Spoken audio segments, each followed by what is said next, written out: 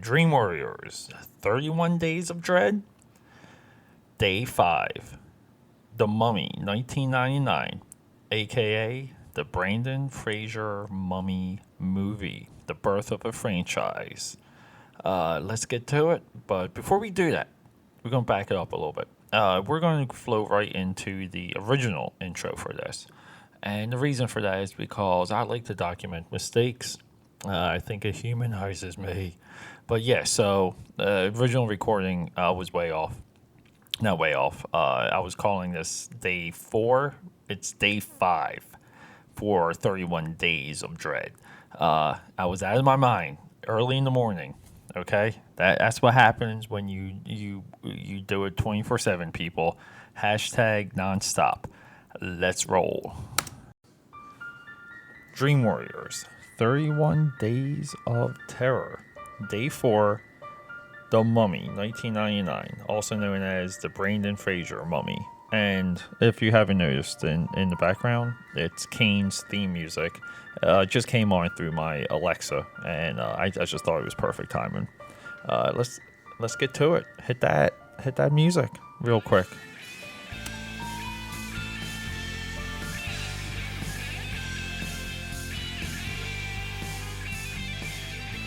Yes, we can't have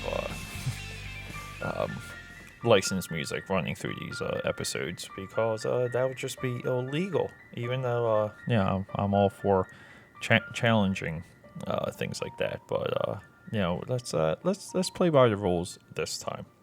All right, so it's super early right now, and but not early enough not to see the sunset. And as I'm talking to you right now, yeah, seeing Philadelphia's skyline, and it is coming up in a wonderful shade of orange, going right into that light blue.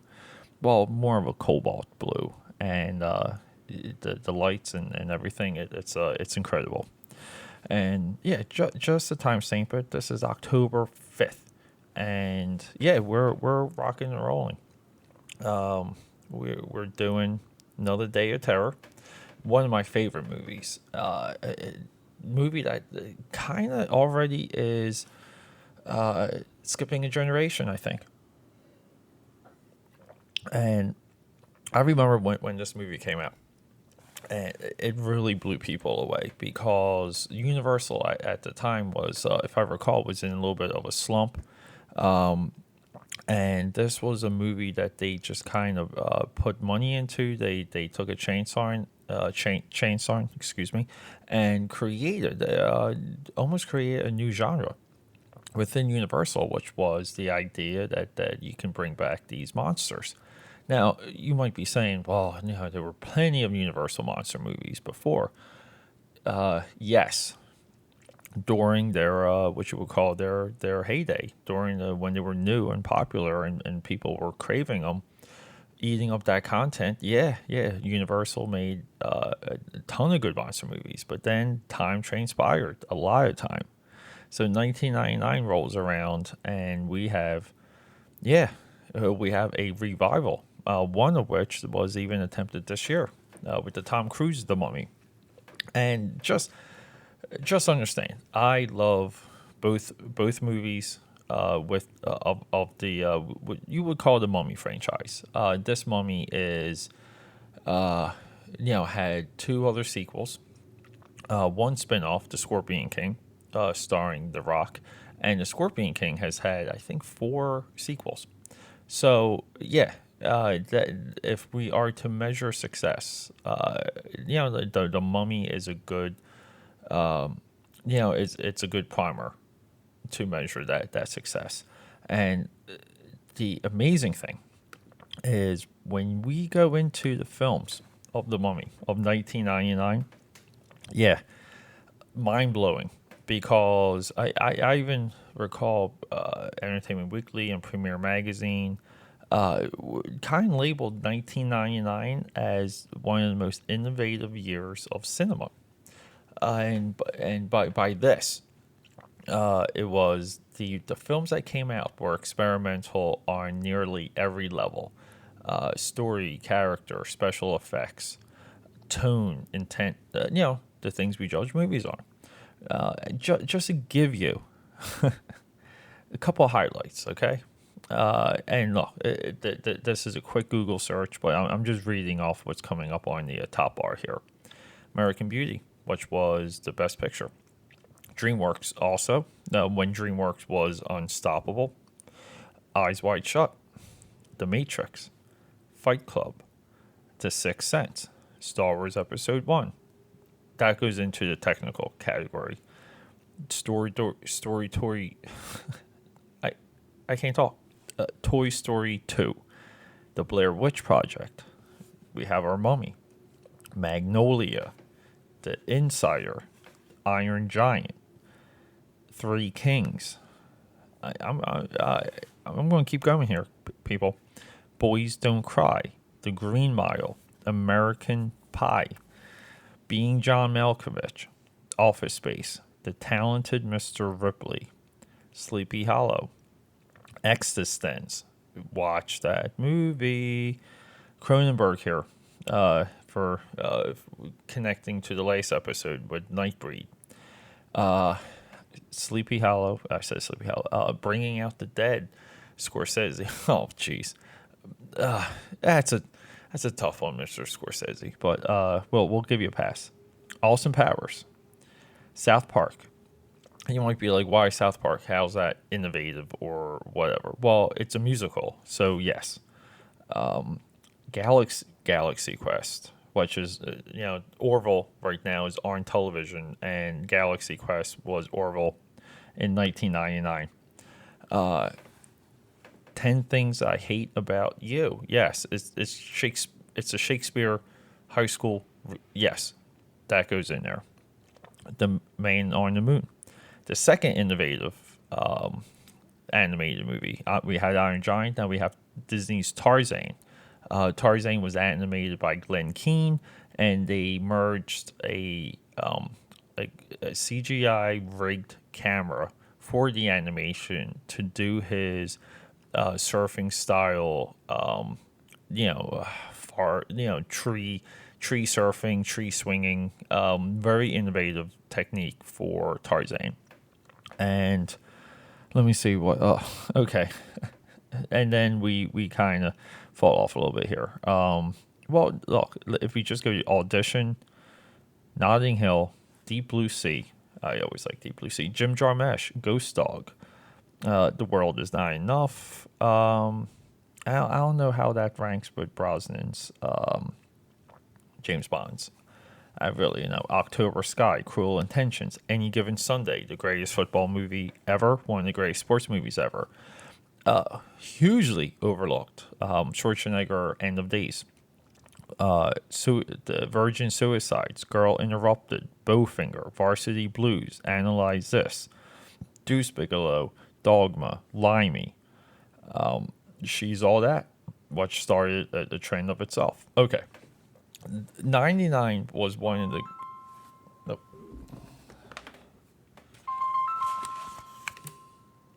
Yeah. Hey, good morning. Hey, what's up? Yeah, morning phone calls. It's endless, but already 99 highly competitive year. Every single one of those movies I just named hold up today. One of the greatest errors in movie history. And The Mummy comes out and pretty much on a box office sense takes over.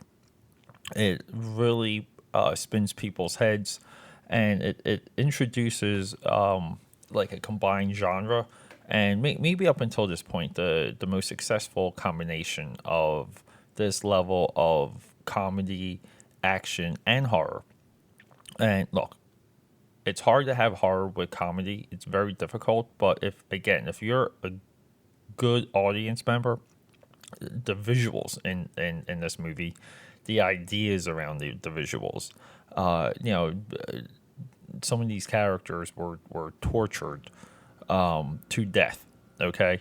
They're haunted spirits. So knowing the context, the visuals complemented very well. And I think are quite scary. So up until this, we kind of only had like Army of Darkness, and I will argue that I think Brendan Fraser's performance, I think the tone of this movie, just when it comes to sitting someone down again who may never see it because that's a good measuring stick, I would show them The Mummy over Army of Darkness any day of the week. Army of Darkness is very inside. There's a reason why it never really elevated, and this movie, look, it's a little bit, it's fading a little bit, but it is like, thank you Tom Cruise 2017 Mummy movie. It is not forgotten. Okay, and look, you can say what you want about that Tom Cruise movie. That movie has put a spotlight back on this. So thank you, Tom Cruise. So yeah, getting into numbers, getting into brass tacks, as they say. Budget. Let's go. Got some notes here, real quick notes. 80 million. 80 million. Okay. Academy Award winner too, 1999. Nominated for visual effects. It's a how's that not a tough year? You have this movie, Star Wars Episode 1, and Matrix. How do you pick one? So domestically, it did 155, and worldwide, it hit up to 415 million. So this is $1999.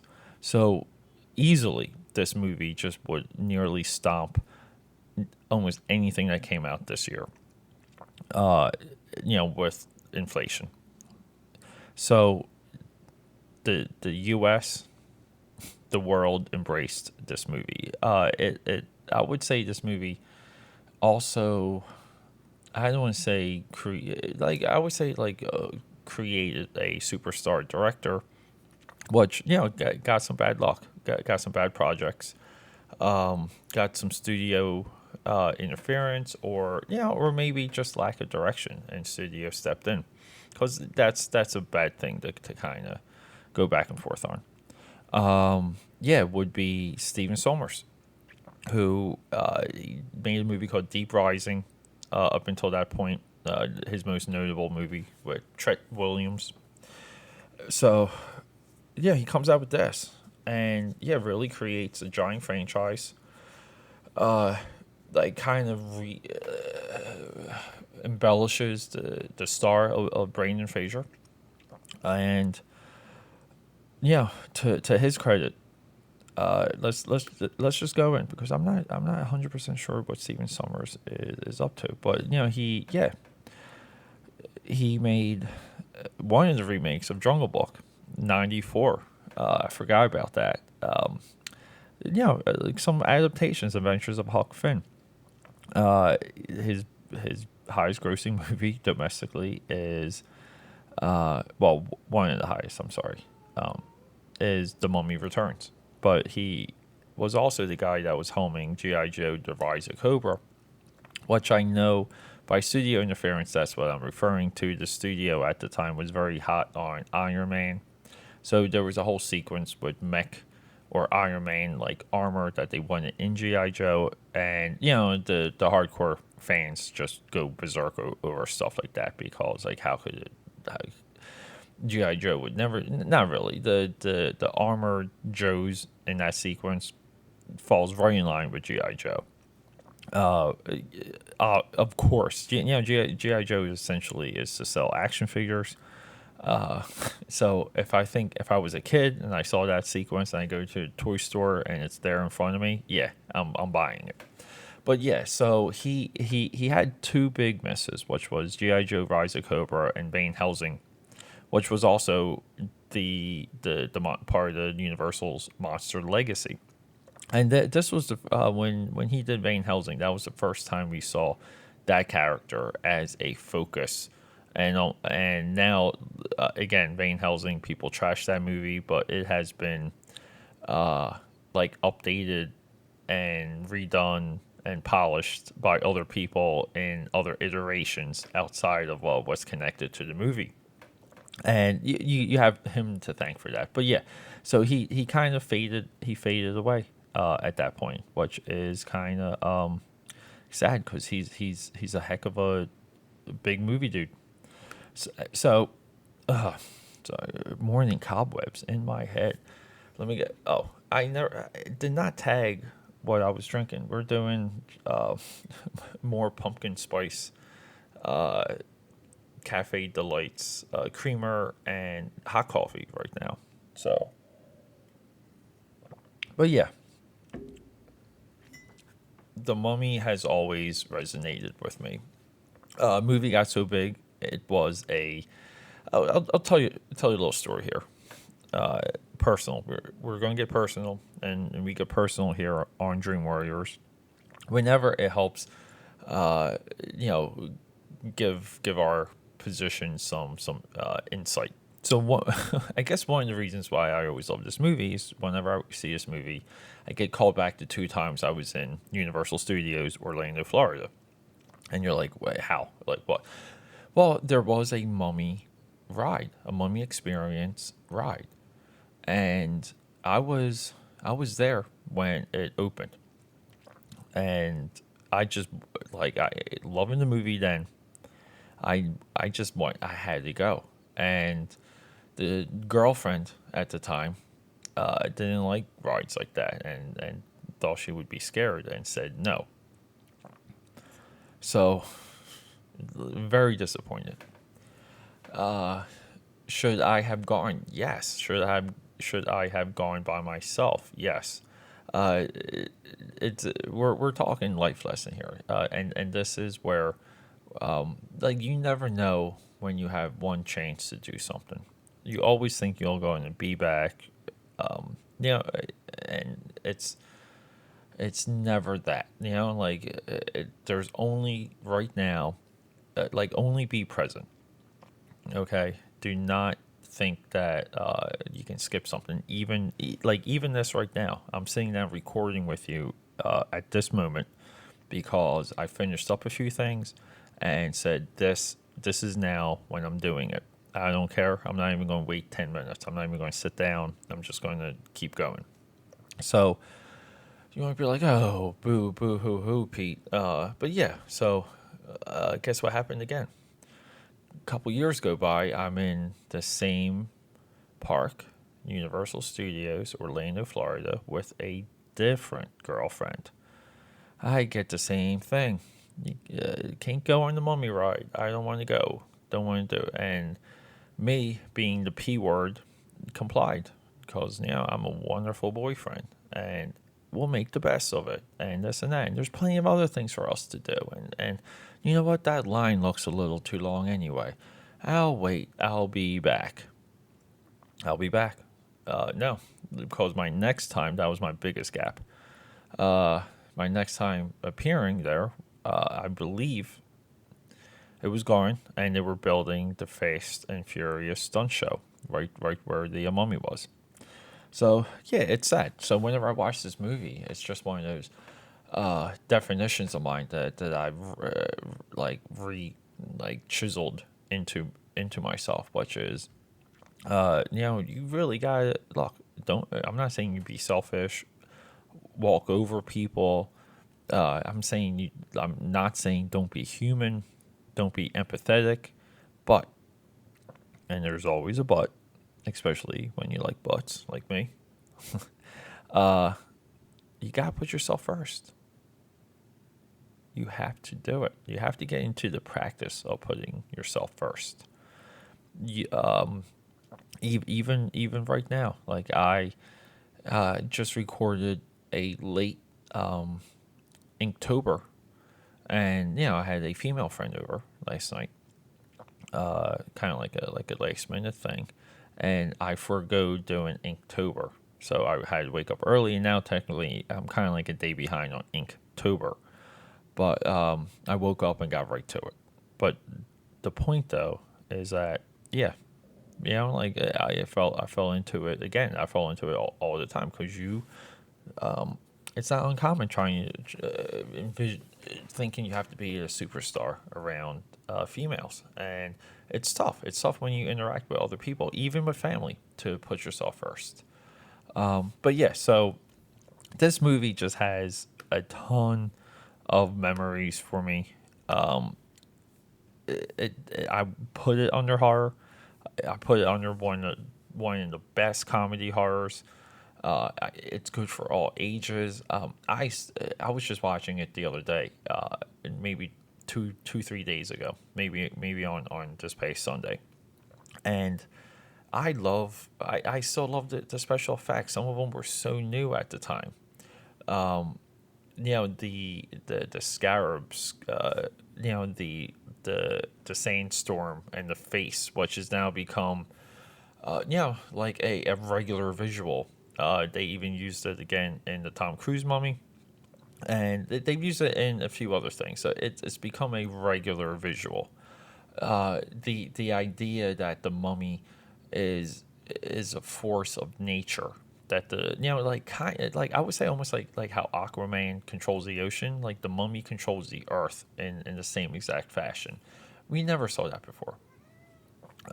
We have Dallas buzzing around. He is hungrier than a hostage. I think the decaying form, the transitions, the renders for that, incredible. So yeah, I mean, this movie offers a lot. It's I believe that let me go back. I think it has a Jerry Goldsmith score.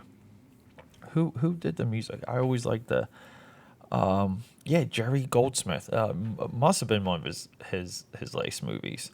Oh yeah. Oh, and the Revenge of the Mummy. That was the that was the roller coaster. So here's the cool thing. If you go on YouTube, you can get the walkthrough of the Mummy ride, and the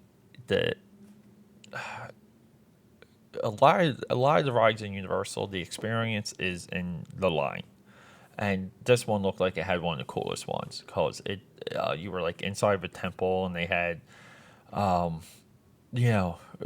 mummy like all over the place. He's up all like high up on the wall.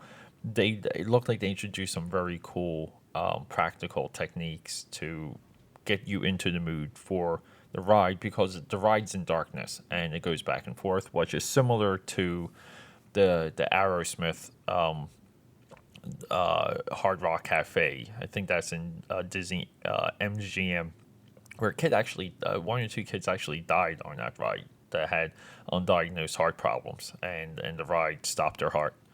So very similar to that, but yeah. So this one would be obviously more themed than the Aerosmith rock and roll one. But yes, I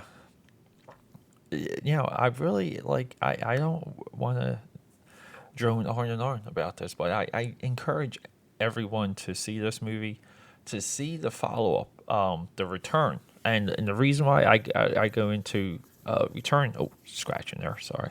The return of the mummy is because the kid in that movie is next to Newt and Aliens. The kid in that, and look, between this and the third movie, the child grows up. They have a movie. They have a kid between movies. Brandon Fraser and Rachel Welsh. Oh, I'm butchering her name right now. Uh, Rachel Wise. Is it Rachel Wise? I gotta look this up. You know what? And nothing. It's not in front of me. So we're just gonna say Rachel Wise. Where is it? No. Yeah. Rachel Wise. Which later I think she was nominated for something around this time too. So Dallas is just going nuts right now. Because he must be fed. But yeah, so the Mummy, Tomb of the Dragon Emperor, the child is now the explorer. Brandon Fraser and wife are, retirees. So the three Mummy movies do a lot between the movies, which is very cool, very interesting. The kid that they have was the coolest kid in action adventure movies next to Newt in Aliens at the time. I still would put him there because the kid's a little bit of a little shit. He is not to be messed with. He is a character of his own. And I think the way that they used him for Tomb of the Dragon Emperor was just incredible. I thought that it was a well used, yeah, yeah, like just overall like a well used character, a well used transition. But yeah, so sit down, watch this movie. It's not going to freak you out. It's just going to give you a lot of fun. It's got some cool visuals. It's got awesome backstory. Yeah, it's and also too, the opening for this movie, the opening narration, the opening prologue, the setup is as good as anything. And I think in almost any version of the Mummy, they're going to use that moving forward. And there's a lot of people out there obsessed with the Tom Cruise, well, people like me, and they say that the two are related. The 99 and the 2017. Yeah, potentially. You can kind of see it. Yeah, there's a lot of similarities of the two. And hey, whatever, it doesn't matter. But Brandon Fraser, The Mummy, 1999. I'm just going to keep saying it. Check out this movie. And this is Peter signing off. Everyone just have a good day. And let's go.